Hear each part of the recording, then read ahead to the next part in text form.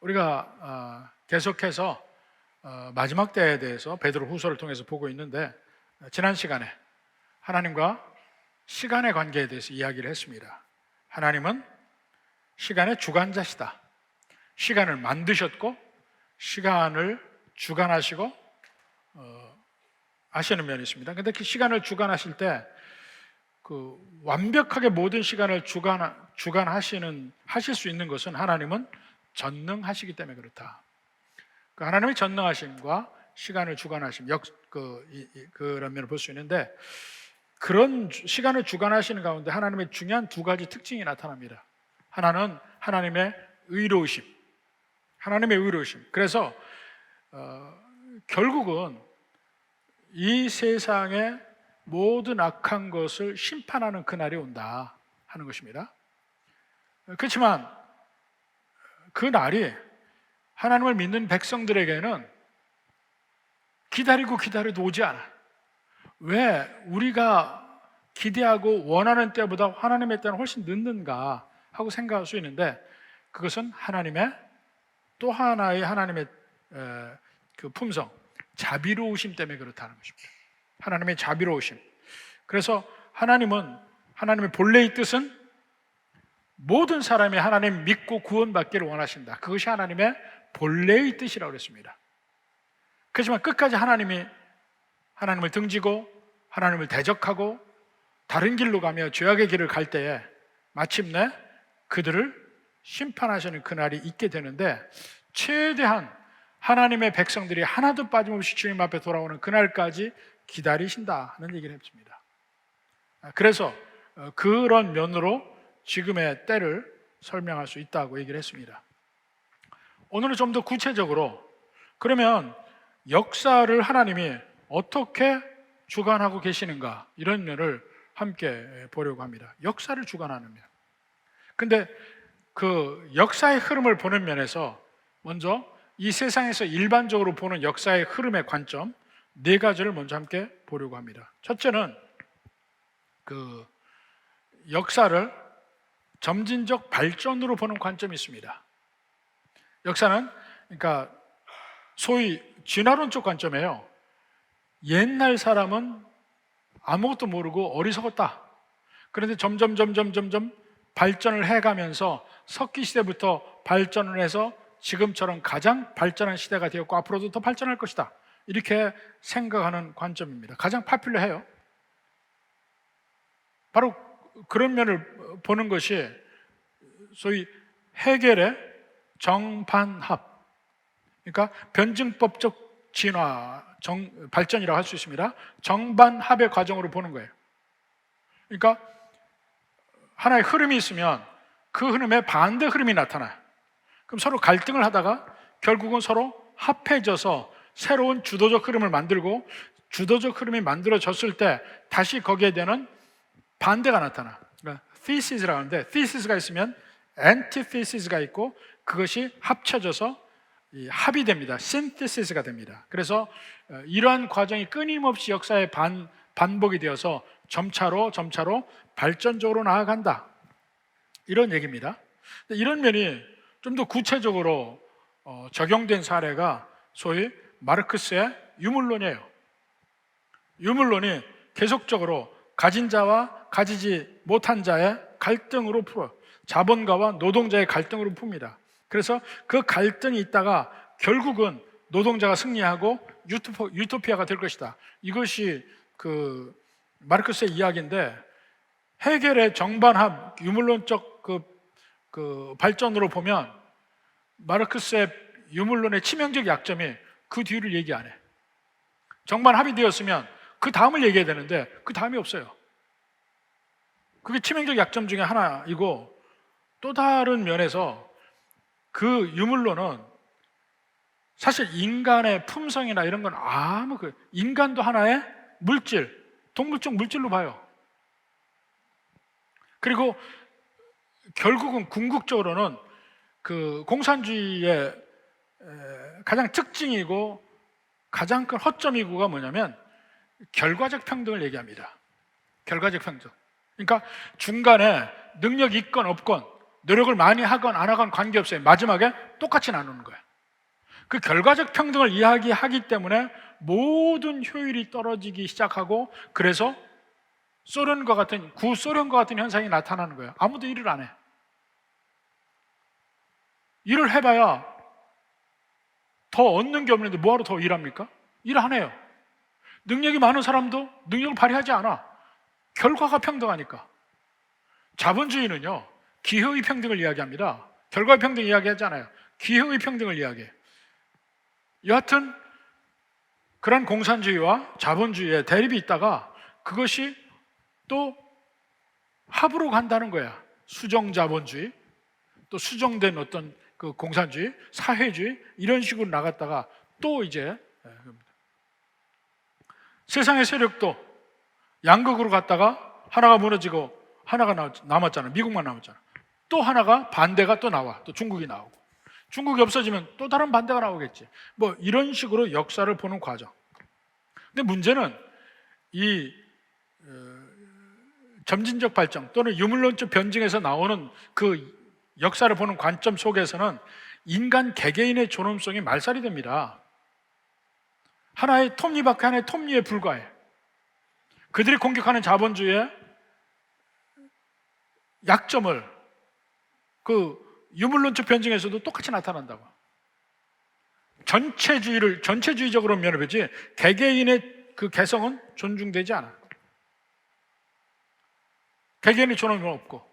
근데 그러한 면이 있는데, 여하튼 역사를 이렇게 점진적 발전으로 보는 역사의 관점이 있고, 또 두 번째 면에서는, 두 번째 관점은 뭐냐면 역사는 순환한다고 봐요. 시클리컬하게 봐. 순환한다. 진화하는 것 같지만 아니면 단순한 그 순환의 무한 반복이다 하고 생각해. 올라갔다가 내려가고 올라갔다가 내려가고 끊임없이 돌아. 대표적인 예가 불교의 윤회 사상. 태어나서 살다가 죽으면 다시 태어나서 살다가 죽고 다시 살다가, 물론 거기서 잘못하면 다음 생에 돼지로 태어날 수 있고, 잘하면은 좀 더 복받아. 뭐 전생에 나라를 구하면 누구를 만난다, 뭐 이런 얘기도 있잖아요. 뭐 이런 순환적인 면으로 보는 면이 있는데, 고대 근동에서도 이 순환적으로, 여러 근동뿐만 아니고 전 세계적으로 이 순환 논리의 신화들이 많습니다. 왜 순환 논리의 신화가 많냐면, 이 사계절이 있잖아요. 사계절이 있어서 봄, 여름, 가을, 겨울, 봄, 여름, 가을, 겨울, 이 순환이 어떤 신들의 움직임으로 보는 겁니다. 가장 대표적으로 바알 신화예요. 고대 근동에 그 전체적으로 그 당시에 퍼져 있던 그 바알 신화, 바알 신앙이 있죠. 그러니까 다신교입니다. 다신교인데 제일 높은 신으로 엘이라는 신이 있어요. 그리고 신들의 모임이 있으면 그 신이 여러 신들이 있는데, 그 바알 신은 천둥, 번개, 비의 신이에요. 바알 신에 대적하는 신들 중에 얌무라는 신이 있습니다. 바다의 신이에요. 나하루라는 신이 있습니다. 강의 신이에요. 또 모트라는 신이 있습니다. 죽음의 신이에요.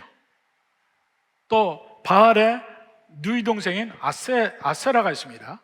이 신들이 있는데, 이 얌무라는 신이 제일 우두머리 신을 대적해 계속해서 반항하고 놀리고 하는데, 결국 바알과 얌무가 싸워서 바다의 신 얌무를 물리칩니다. 죽이니까 그 얌무란 말이, 얌이란 말이 히브리어로 바다라는 뜻도 되고 바다의 신도 돼요. 두동강이 나요. 나하루란 신이 또 대적하다가 두동강이 나, 강도 두동강이 나는 거예요. 그걸 바알 신이 했다는 거예요. 그런데 마지막에 모트란 신하고 대적해서 바알이 죽습니다. 죽어요. 바알이 죽는데 나중에 그 여동생인 아세라의 작전으로 모트를 물리치고 바알을 살립니다. 바알이 부활해. 근데 이것이 계속해서 반복적으로 일어나는 현상이 자연현상 추나추동이라는 거예요. 그러니까 봄에 씨를 뿌리고 가을에 수확을 하잖아요. 수확을 할 때 되면 많은 수확이 있습니다. 그렇지만 겨울이 되면 다 모든 것이 죽음으로 가. 이때가 뭐냐면 그 봄부터 하늘에서 비가 내려오면 땅에 많은 소출이 있어요. 그 비가 내려오는 것이 바로 바알신이야. 바알신이 비를 내리는 것이고 땅이 그 비를 받아서 수많은 작물들을 잉태하고 동물과 식물이 살아나는 거예요. 그리고 가을에 그 연글계 모든 것을 다 수확을 하는데 겨울이 되면 그 모든 것이 다 죽습니다. 그때가 바알이 죽는 때야. 바알이 죽는 때. 그 죽는데 봄이 되면 다시 온 세상이 깨어나고 비가 다시 내리기 시작하고 만물이 소성하는 때가 됩니다. 이때 바알이 부활하는 때야. 이렇게 이 사계절과 맞추어서 바알 신화가 작동을 합니다. 그러니까 중간에 흉년이 드는 것은 고대 근동의 대부분이 감으로서 흉년이 드는 거예요. 그래서 주로 바알신을 가장 중하게 생각하고 바알신에게 그 비나이다를 해가지고 비가 오게 만들어요. 그래서 비가 오면 풍년인 거야. 비가 안 오면 흉년이고. 이것이 바알 신화인데 무한반복이에요. 사계절이 있으니까. 근데 이렇게 계절에 따라서 이 신들의 바뀜이 있는 것이 바알 신화뿐만 아니고 전 세계적으로 많이 있습니다. 순환적이에요. 근데 그런 순환적인 면이 전도서에서도 나와요. 전도서 1장 9절부터 봅시다. 이미 있던 것이 후에 다시 있겠고 이미 한 일을 후에 다시 할지라 해 아래에서는 새 것이 없나니 무엇을 가리켜 이르기를 보라 이것이 새 것이라 할 것이 있으랴 우리가 있기 오래전 세대들에도 이미 있었느니라. 열심히 연구해서 새 것을 발견했는데 보니까 옛날 사람이 이미 다 얘기했던 거야. 새로운 발견했다고 막 했는데 보니까 옛날에 고대 메소포타미아에 있었고 고대 이집트에 있었고 뭐 이렇다는 거예요. 지금의 발전된 이 과학 문명 말고 인문학이나 그 사회과학적인 면에서 발전된 그것들을 보면요 옛날에 그리스 철학에 다 있어요. 그리스 철학자들이 다 얘기한 거야. 거기서 벗어나는 게 거의 없어. 그러니까 바로 그러한 옛 것이 다시 돌아오는 새 것으로 계속 순환적으로 돌아오는 그런 면으로 역사를 보는 관점이 있다는 것입니다. 그러니까 발전하면 쇠퇴하고 발전하면 쇠퇴하고 일종의 문명도 라이프 사이클이 다 있어. 이렇게 역사를 순환한다고 보는 관점이 있고 또 다른 관점은 역사는 끊임없이 쇠퇴의 길로 간다고 말하는 관점이 있습니다. 이건 뭐냐면 연력학 제2법칙 있잖아요. 연력학 제1법칙. 연력학 제1법칙은 질량 보존의 법칙이고 연력학 제2법칙은 이 세상의 모든 것은 엔트로피가 높아지는 방향으로 한 방향으로 간다는 거예요. 이것이 진화론의 정반대의 법칙인데 이 세상의 모든 물리적 활동은 이 연력학 제2법칙을 어긴 적이 없습니다. 근데 이걸 어기게 보는 게 진화론이에요. 내버려두면 점점 발전한다. 근데 연력학 제2법칙은 이 세상 모든 것은 내버려두면 점점 허물어져 가는 방향으로 가지 이것이 저절로 세워지는 방향으로 가는 건 없다는 거야. 네? 건물을 세우는 거는 외부적인 힘으로 건물을 세우는 거지 저절로 건물이 세워질 일은 없다는 거예요. 단지 세워진 건물은 시간이 흐르면 점점 무너져가는 길로 간다는 거예요. 이것이 연력학 제2법칙이에요. 모든 이 세상의 것은 점점 무너져가는 방향으로 가니까 이 방향으로 시간이 끝없이 가다 보면 전부 다 모든 것이 다 끝나는 시간이 올 것이다. 이거예요. 태양 지금 매일 태양이 비치고 그러니까 영원히 태양이 있을 것 같지만 태양도 일정한 에너지가 있고 그 에너지를 다 쓴 다음에는 태양도 빛을 잃고 더 이상 빛을 발하지 않는다는 거야. 이 세상 모든 것이 다 그렇다는 거야. 그 방향으로 가요. 실질적으로 보면 다 그렇게 가. 그러니까 끝으로 간다는 것이지. 온 세상이 다 그 방향으로 간다. 사실 눈으로 볼 땐 다 그렇다니까요. 그런 면이 있어. 또 네 번째는 많은 역사학자들의 이 주장입니다. 그들은 역사의 어떤 흐름을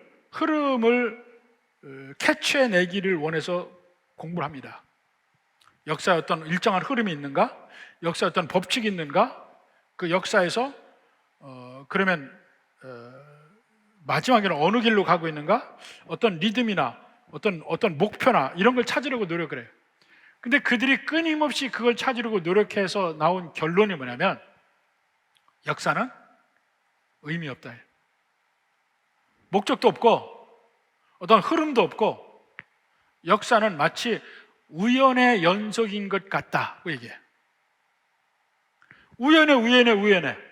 뭐 필연이 이렇게 돼서 필연적으로 이렇게 되고 그게 아니고 모든 것이 우연으로 결정되는 것이 훨씬 많다는 거예요.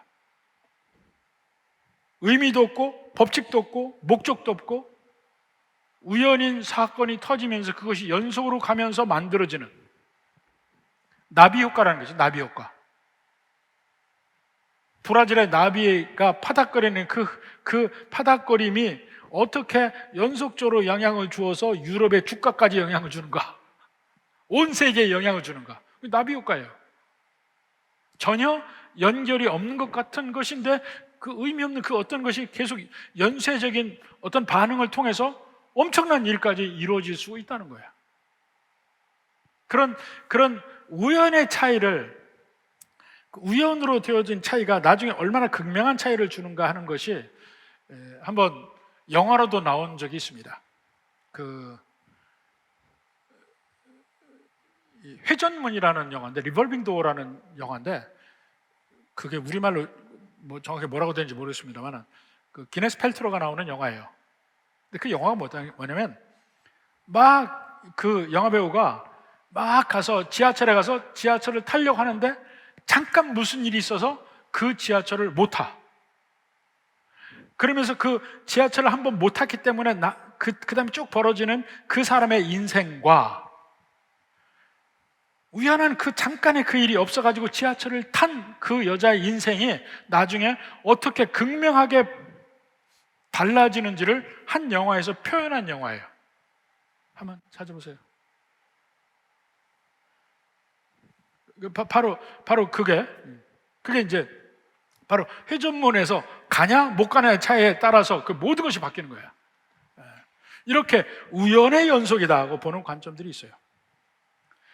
이렇게 주로 역사의 흐름을 보는 이 세상에서의 관점이 이 네 가지로 이렇게 압축해서 볼 수가 있습니다. 근데 그것들의 한결같은 공통점이 뭐냐면 성경적 관점과는 정반대가 되는 거예요. 왜 거기 전도서가 나오냐 할 때 그 전도서는 나중에 설명할 수 있습니다. 성경적 관점과는 반대가 된다. 그럼 성경에서 보라보는, 성경에서 우리에게 보여주는 역사를 어떻게 볼 것인가 하는 면은 성경에서 말할 때 하나님이 역사의 주관자라고 이야기합니다. 하나님이 모든 역사의 주인이시고 하나님의 손에 의해서 역사가 흘러가는 것이지 하나도 우연이라는 건 없다는 거예요. 하나님이 시간을 창조하셨고 하나님이 그 시간 안에서 이 세상을 정말 일일이 세밀하게 이끌어 가신다. 그것이 성경이 우리에게 보여주는 역사의 관점입니다. 이렇게 보여주시고 우리에게 이야기합니다. 우리에게 이것이 진짜다고 성경에서 증명하려고 하지 않고 우리하고 논쟁하려고 하지 않아요. 우리에게 이 사실을 받아들일래 말을래 선택을 요구합니다. 하나님이 역사의 주관자인 것을 네가 믿을래 안 믿을래 둘 중에 하나예요. 안 믿게 되면 지금까지 얘기한 네 가지 중에 하나를 생각하겠지. 적어도 여기 있는 분들은 바로 하나님이 역사의 주관자라는 걸 믿는 분들이라고 생각을 합니다. 근데 바로 그러면 하나님이 역사의 주관자라는 걸 받아들일 때 바로 우리에게 문제가 되죠. 문제가 되는 건 뭐냐면 그러면 이 세상이 왜 이렇게 난장판입니까? 이 질문에 대한 답을 한단 말입니다. 성경에서는 하나님은 이 천지 만물을 아름답게 완전하게 창조하셨습니다. 보시기에 심히 좋았더라고 얘기했어요. 보시니까 이것이 완벽하더라는 얘기예요. 근데 이 세상은 왜 이렇게 됐을까요? 그래서 거기에서 반드시 나와야 되는 문제가, 역사를 설명하기 위해서 죄의 문제와 악의 문제를 얘기하게 되어 있습니다. 죄의 문제와 악의 문제.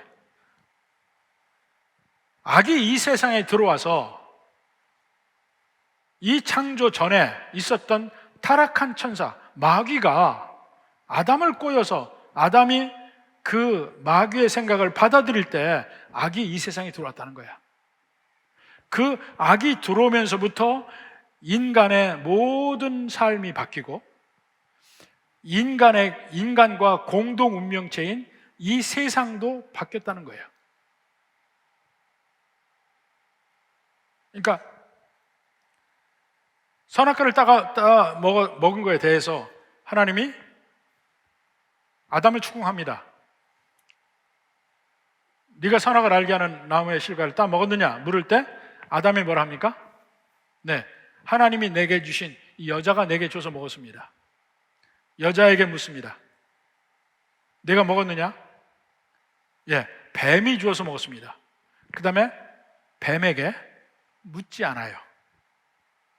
아담에게 묻고 하와에게 묻어 뱀에게 안 묻어. 뱀에게 바로 저주를 이야기합니다. 내가 배를 땅에 대고 기어다니겠고 여자의 후손이 내 후손의 머리를 치리라. 저주래. 그 다음에 하와에게는 뭐합니까? 잉태의 고통에 얘기해. 아담에게는 땅이 내 뜻대로 소산을 안 내줄 거다. 가시와 엉겅퀴가 있을 것이다. 자연이 이미 아담과 같은 공동 운명체라는 걸 거기서 보여줘요. 그래서 죄가 이 세상에 들어오고 악이 이 세상에 들어온 뒤에 인간의 운명이 바뀌었을 뿐더러 하나님이 주신 모든 창조가 바뀌기 시작했어요. 타락했어요. 그래서 모든 피조물이 함께, 인간과 함께 고통받고 있습니다. 그런 면을 로마서에서 이야기합니다. 로마서 8장 19절부터 봅시다. 피조물이 고대하는 바는 하나님의 아들들이 나타나는 것이니, 왜냐하면 공동체니까. 피조물이 험한 데 굴복하는 것은, 험한 데 굴복한다는 건 뭐예요? 이 세상에 모든 피조물이 지금 고통받고 있다는 거야. 옛날에는 짐승과 짐승이 싸우지 않았어요. 육식과 초식이 따로 있지 않았어요. 근데 초식동물은 끊임없이 자기들을 죽이려는 그 포식자들을 두려워하고 경계하고 있습니다. 그러니까 초식동물들 넓은 초원에서 한가로이 풀뜨는 것 같지만 그들의 모든 신경은 포식자가 어디 있는지에 있어. 그들은 잠도 제대로 못 자요. 전부 다 쪽잠을 자. 항상 두려움에 떨고. 그렇다고 포식자들은 편안하냐? 그렇지 않아요. 그들도 이 자기의 그 목표물 사냥감들을 잡으려고 하는데 온갖 노력을 기울여도 그 승률이 10%도 안 돼. 제일 승률이 높은 이 포식자가 치타인데 치타도 10% 안 돼. 힘들게 살아. 식물은 어떻고요? 기후가 되면서 태풍이 있고 지진이 있고 가뭄이 있고 이 모든 것이 식물과 동물을 다 괴롭히는 거야. 그 피조물이 탄식하고 있어요. 하나님의 아들들이 나타나는 것을. 자, 그 다음에 20절부터 봅시다. 피조물이 험한 데 굴복하는 것은 자기 뜻이 아니요 오직 굴복하게 하시는 이로 말미암음이라. 인간과 피조물의 관계를 묶어놓은 것이 하나님이란 말이에요. 인간이 타락으로 피조물도 같이 그 괴로움을 겪게 돼 있어요. 그 바라는 것은 피조물도 썩어짐의 종로로 탄 데서 해방돼요. 하나님의 자녀들이 영광의 자유에 이르는 것이라. 하나님의 자녀들이 영광의 자유에 이르는 그때에 피조물도 현재의 그 상황에서 해방된다는 거예요. 그걸 기대한다는 거예요. 그래서 피조물이 다 이제까지 함께 탄식하며 함께 고통을 겪고 있다는 거예요. 이 세상이 다 고통 속에 있는 것이 바로 인간의 범죄함, 그래서 인간의 운명이 바뀌어서 함께 공동 운명체인 피조물도 그렇게 됐다는 거예요. 이 세상이 다 그렇다는 거예요. 인간의 죄악이 이 세상의 아름다운 완벽한 하나님의 창조를 변질시키고 타락시켰다는 거예요. 세상에 그런 것이 바로 그걸로 설명을 합니다. 그런데 그때 그러면 인간이 잘못했으면 그때 바로 죽이고 끝나면 되잖아. 창조 자체를 완전히 취소하고 끝나면 되잖아. 멸망시켜버리고. 그런데 하나님은 그러지 않으셨어요. 인간을 제한되게나마 그 능력을 가지고 계속해서 살게 하십니다. 허용하셔. 그래서 인간은 일정한 능력을 가지고 있어요. 이 세상의 모든 천지 만물을 이길 수 있는 능력이 있어요. 인간 자신이 힘으로 못 이기는 게 얼마나 많습니까? 인간보다 빠른 동물이 얼마나 많고, 인간이 못하는 걸 할 수 있는 동물이 얼마나 많아요. 근데 인간은 정말, 저는 생각할수록 하나님이 인간을 만드신 기가 막히다고 싶은데, 머리만 좋은 게 아니에요. 머리만 좋은 게 아니야. 그 머리에 걸맞게 이 육체의 모양도 따라가야 되거든요. 육체의 모양이 따라가야 돼. 인간만이 직립보행을 할 수 있어요. 그러니까 손이 놀아. 손을 가지고 여러 가지를 할 수가 있어요. 다른 짐승들은 네 발로 기기 때문에 이 손으로 어떻게 할 수 있는 것이 극히 제한돼. 만약에 코끼리가 인간보다 머리가 좋다면 인간을 문명적으로 이길 수 있을까요? 못해요. 왜냐하면 코끼리는 인간 같은 손이 없어. 뭘 할 수 있지 않아. 뭘 기록할 수도 없고. 그리고 인간과 같은 이 구강의 구조를 가지고 있지 않아요. 서로 언어로 통하는 것이 극히 제한돼. 꽥꽥 뭐 이런 정도나 구별을 하겠지. 근데 인간처럼 아주 교묘하게 많은 발음을 가지고 서로 통할 수 있는 기관이 안 돼. 신체적 기관이 안 돼요. 그러니까 이 영화 속에서 정말 인간 이상의 지능을 가진 짐승들이 나와요. 그전에 어떤 영화에서는 이 킬러 웨일이 자기 새끼를 죽인 인간에게 복수하는 그런 영화도 있었어. 기가 막히게 인간의 모든 면을 이기고 복수해. 한국에서. 그래서 그 자기 새끼를 죽인 사람을 다 복수하는 그런 영화가 나오는데, 그럴지라도 그렇게 그 지능이 뛰어난 어떤 동물이 있다 할지라도 인간을 뛰어넘을 수 없는 게 모양이 안 돼. 킬러 웨일이 글자를 만듭니까? 문명을 만듭니까? 할 수가 없어요. 이 신체적 조건 자체가. 그러니까 하나님이 우리에게 머리뿐만 아니고 이러한 신체적 조건을 주셨다는 것이 얼마나 기가 막힌지 몰라요. 근데 그 능력이 죄가 임한 뒤에도 계속 가요. 그래서 온 세상을 정복하고 살잖아, 인간이. 근데 문제는 그냥 정복하고 사는 것뿐만 아니고 죄악적으로 살아. 끊임없이 그 죄악이 있어요. 하나님을 떠나는 죄악. 하나님 말고 내가 나의 하나님 되고 내 마음대로 이 세상에 살고자 하는 그 면이 인간의 모든 역사 속에 있는 거예요. 그 가장 대표적인 사건이 바벨탑이에요. 바벨탑. 바벨탑 사건 보자. 창세기 11장 4절부터 봅시다. 또 말하되 자 성읍과 탑을 건설하여 그 탑 꼭대기를 하늘에 닿게 하여 우리 이름을 내고 온 지면에 흩어짐을 면하자. 흩어지지 말자 하고서 탑을 쌓아서 하늘에 닿게끔 쌓여. 얼마나 위용이 대단하고 하늘을 찌를 듯하게 바벨탑을 쌓습니다. 근데 그 다음에 5절에 뭐라 합니까? 제가 참 좋아하는 거죠. 하나님이 사람이 건설하는 그 성읍과 탑을 보려고 내려오셨더라. 인간은 지금 조금 있으면 하늘 닿겠다 하는데 하나님은 안 보여서 내려와야 돼. 이것이 인간과 하나님의 차이를 너무 극명하게 보여줘서 저는 이 대목 굉장히 좋아합니다. 내려오셔야 보여. 물론 하나님이 뭐 이렇게 근시라서 내려와야 보이는 그런 건 아니죠. 근데 내려오셨다는 표현을 씀으로써 인간이 얼마나 하나님과 비교하면 작은 존재인가 하는 것을 말해주는 거야. 근데 그 바벨탑 짓는 것까지 하나님 허락하셨잖아. 내버려 두셨잖아. 그 다음에 6절부터 봅시다. 여호와께서 이르시되 이 무리가 한 족속이 언어도 하나님으로 이같이 시작하였으니 이후로는 그 하고자 하는 일을 막을 수 없으리로다. 계속해서 하나님을 대적하는 일을 할 거다는 거야. 자, 우리가 내려가서 다시 내려가죠. 거기서 그들의 언어를 혼잡하게 하여 그들이 서로 알아듣지 못하게 하자 하니까 바로 그 모든 인간의 하나님을 이기는 프로젝트가 다 무산돼 버려요. 다 흩어져요. 다 흩어져. 이 바벨탑 사건이에요. 그 이후로 인간의 모든 역사는 그 눈으로 보이는 바벨탑이 아니지만 끊임없이 하나님을 대적하고 인간의 위대함을 보이려는 모든 그 일들이 역사에 끊임없이 점철되어 온다니까요. 근데 하나님이 그것을 어느 정도까지는 내버려 두세요. 어느 하나님이 마음으로 생각하셔 어느 이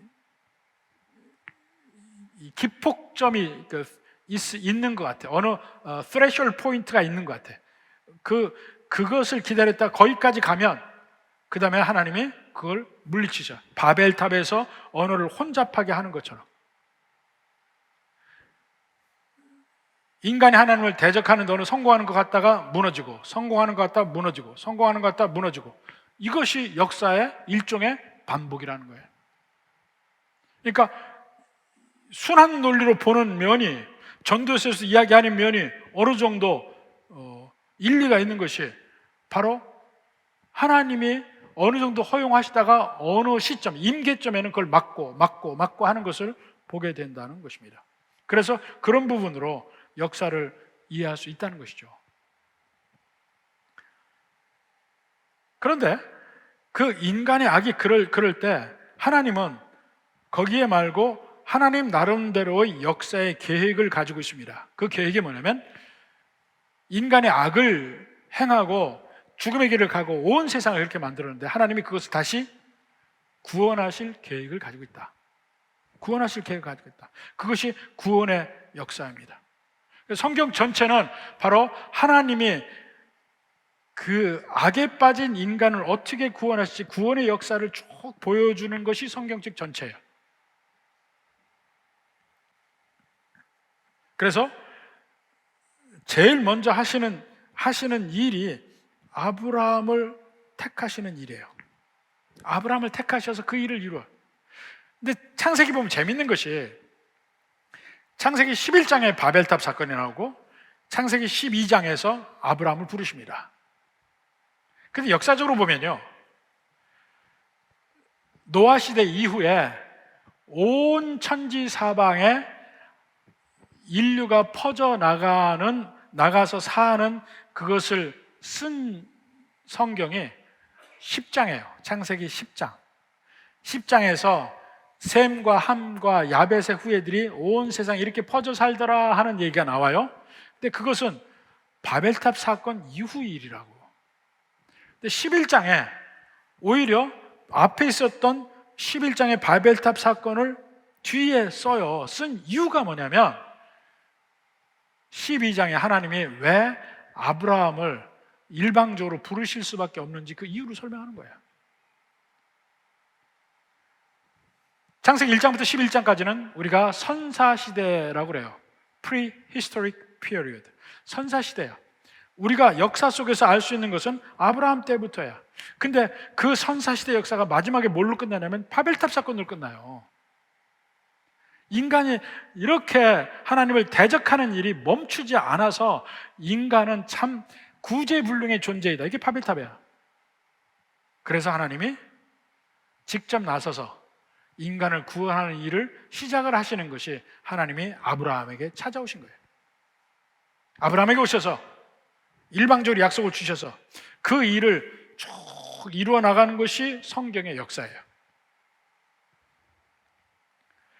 그리고는 그 역사가 다 구원의 역사가 끝나고 나면 마지막에 이 세상은 심판하는 날이 오는데 그 날을 여호와의 날, 주의 날이라고 한단 말입니다. 그것이 오늘 10절, 오늘 본문의 말씀이 바로 그겁니다. 그러나 주의 날이 도둑같이 오리니 그날에는 하늘이 큰 소리로 떠나가고 물질이 뜨거운 불에 풀어지고 땅과 그 중에는 모든 일이 드러나리로다. 여기 주의 날은 구약에서 여호와의 날이라고 했죠. 근데 여호와의 날인데 여호와란 말을 주님이라고 읽었다고 그랬죠, 구약에서. 그래서 그 유대인들이 부를 때 그 여호와의 날을 주의 날이라고 했어요. The day of the Lord, 주의 날이라고 불렀어요. 그게 주의 날이야. 근데 마지막 심판 날이야. 그 날이 올 거란 말입니다. 그 날이 마지막 올 것이다 하고 얘기하는데, 그러면 그 날이 오기 전까지 지금 우리는 하나님의 어떠한 역사적 과정 속에서 살고 있는가, 우리의 위치가 뭔가, 이거를 봐야 될 거 아닙니까? 그것을 보려면 하나님이 성경에서 구원하시는 하나님의 패턴이 있어요. 하나님이 하시는 행태의 패턴을 우리에게 보여주시는데, 그 패턴의 가장 모델이 되는 패턴이 뭐냐면 출애굽이에요. 출애굽 사건이 우리의 구원의 모델이 되는 사건입니다. 먼저 일방적으로 하나님이 아브라함을 부르셔요. 약속하셔요. 약속하실 때 얘기합니다.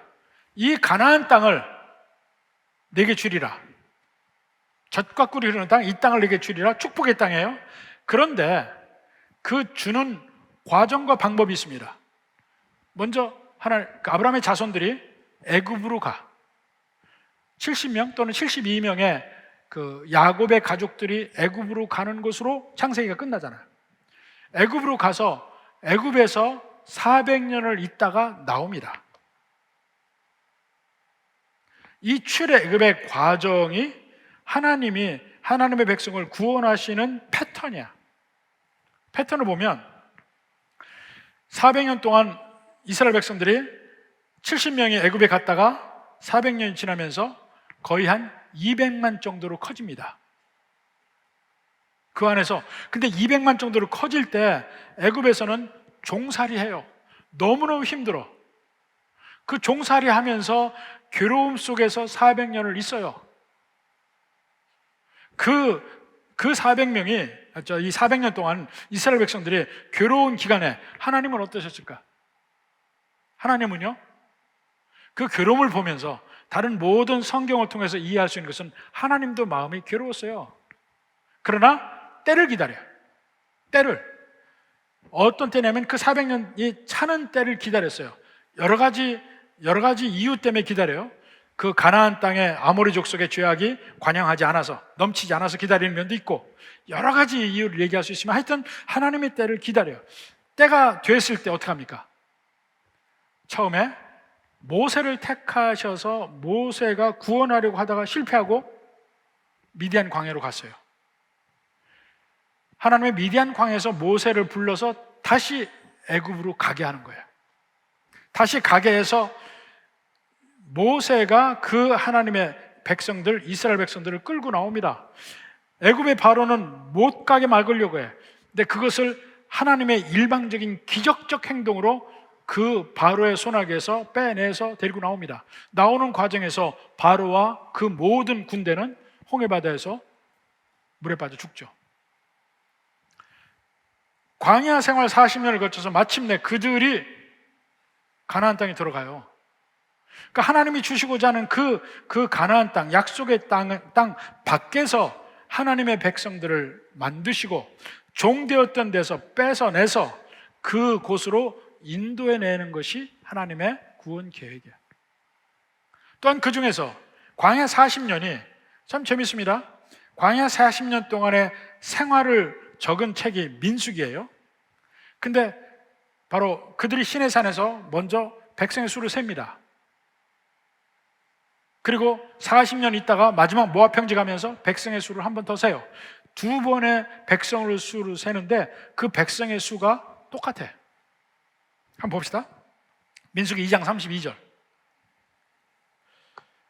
쭉 모든 각 지파마다의 백성을 수를 세고 그 이상은 이스라엘 자손이 그들의 조상 가운데 따라 계시던 자니 모든 진영의 군인, 군인만 센 거예요. 그러니까 장정들만 센 거예요. 군인의 곧 계시던 자의 총계는 60만 3,550명이라. 이 군인만 60만이기 때문에 가족까지 합해서 한 200만이었을 거라고 추정을 하는 거예요. 근데 군인만 60만이에요. 근데 다 끝나고 민수기 제일 뒤에 가서 40년의 광야 생활이 끝나고 그 가나안 땅으로 들어가기 직전에 다시 한번 수를 세는데 그때 수가 언제인지 봅시다. 얼마인지 봅시다. 민수기 26장 51절. 이스라엘 자손의 계시된 자가 60만 1,730명이었더라. 몇천 명 차이죠? 아까 60만 3,500명이었어요. 지금은 60만 1,730명. 똑같아요. 근데 문제는 그 처음에 셌던 60만 중에서 뒤에 60만 가운데 있는 사람이 거의 아무도 없고 2명밖에 없어요. 여호수아와 갈렙밖에 없습니다. 2명 빼놓고는 완전히 바뀐 60만이에요. 변화된 60만이라는 거야. 그러니까 이스라엘을 하나의 존재로 봐서 애굽에서 나올 때는 60만은 변화되기 전에의 그 60만이에요. 근데 광야 40년 생활 동안 변화되어서 완전히 새롭게 되어서 가나안 땅에 들어갑니다. 근데 그것이 우리 개인의 천국 들어가는 여정이기도 하고 모든 하나님의 백성들, 전체 지구 전체 하나님의 백성들의 구원받는 역사의 여정이기도 합니다. 그 패턴 그대로 가요. 창조 때도 마찬가지라니까. 하나님이 천지 만물을 창조하시고 그 다음에 경작할 사람이 없다고 아담을 창조하셔요. 아담을 창조하신 뒤에 그 다음에 에덴을 만드시고 아담을 에덴으로 인도해 가셔요. 그러니까 하나님의 백성이 만들어질 때는 그 백성이 살 곳은 아직 없어. 만든 다음에 그 다음에 인도하신다니까요. 출애굽 때도 가나안 땅이 아직 준비 안 됐어요. 애굽에서 충분히 하나님의 백성들이 만들어진 다음에 그 다음에 때가 되어서 가나안 땅으로 인도하셔요. 지금 우리는 예수님이 오셔서 믿는 백성을 만들기 시작하셨어요. 이 땅에서 만드십니다. 만드시는데 때가 되면 우리를 데리러 오셔요. 이 땅이 우리의 천국이 될 수가 없어요. 그러니까 여호와의 증인이 이단인 이유가 그거예요. 이 땅에 천국이 있다는 거예요. 그건 아니에요. 이 땅이 천국 될 수 없습니다. 하나님이 아버지 집에 거할 것이 많도다고 예수님이 천국을 예비하러 가셨다니까. 그것이 되면 우리를 데리러 오셔요. 이 땅이 아닌 새하늘과 새 땅에 새 예루살렘으로 갑니다. 이것이 구원의 패턴이에요. 그러니까 지금은 하나님의 백성을 불러 모으시는 때야. 마치 애굽에 있는 이스라엘 백성들처럼 힘들고 어렵지만 그럼에도 불구하고 하나님의 백성들이 막 불어나는 거야. 400년 만에 70명이 200만 될 때 얼마나 빨리 불어났겠어요. 지금 이 세대도 2000년 동안 전 세계에 복음이 퍼지면서 불어나는 때야. 그렇지만 이 세상이 마치 애굽의 때가 계속되는 것처럼 믿지 않는 이 세상인 것만은 틀림이 없어요. 근데 마지막 그때가 옵니다. 하나님의 그 모으고자 하는 백성들이 다 모아졌을 때 그때가 때가 되어서 예수님이 다시 오셔서 우리를 마치 모세가 이스라엘 백성들을 애굽에서 끄집어내 가듯이 우리를 새 예루살렘 천국에 이끌어 가실 거라 하는 얘기입니다. 그러니까 우리가 지금 애굽에 있는 이스라엘 백성처럼 환난과 어려움과 괴로움 속에 있지만 그래도 하나님이 아직 우리를 구원하시지 않고 우리를 데려가지 않는 이유가 아직 들어올 하나님의 백성들이 남아있는 거예요. 그들을 위해 참는 것이고 그들을 위해 아직도 우리가 전도해야 될 책임이 있는 것이고 그러한 세대에 우리가 살고 있습니다.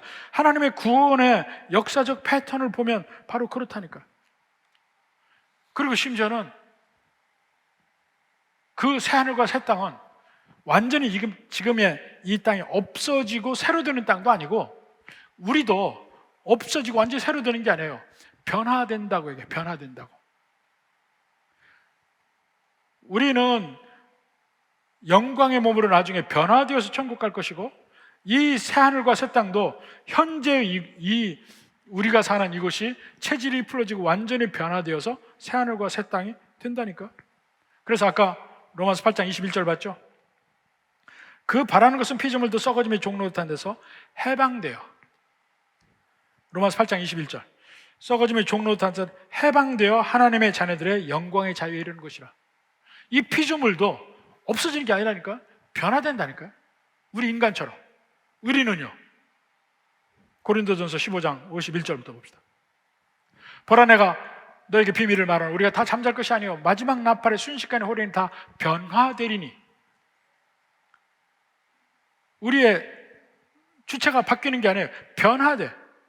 변화. 나팔 소리가 나며 죽은 자들이 썩지 아니할 것을 다시 살아나고 우리도 변화되리라. 어떻게 변화되냐면 영광의 몸으로 변화된다니까. 빌립보서 3장 21절. 그는 만물을 자기에게 복종하게 하실 수 있는 자의 역사로 우리의 낮은 몸을 자기의 영광의 몸의 형체와 같이 변하게 하시리라. 그날을 기다리는 거예요. Glorified body. 영광의 몸은 어떨까요? 늙어지지 않고 부족하지 않고 완벽한 몸으로 영원한 삶을 살 수 있는 몸, 죽지 않는 몸으로 바뀌는 거예요. 모든 이 세상의 열등감 없어지고 오직 하나님 앞에 기쁨과 은혜와 이런 모든 것이 남는 그날을 기다립니다. 근데 우리보다 하나님은 참을성이 좀 더 많으셔요. 그렇다고 하나님이 우리가 느끼는 고통과 어려움을 느끼지 못하냐? 그건 아니에요. 여러분의 자녀가 고통당할 때 여러분 그거 괴롭지 않습니까? 괴로워요. 아버지 하나님도 고통받고 괴롭고 힘들어요.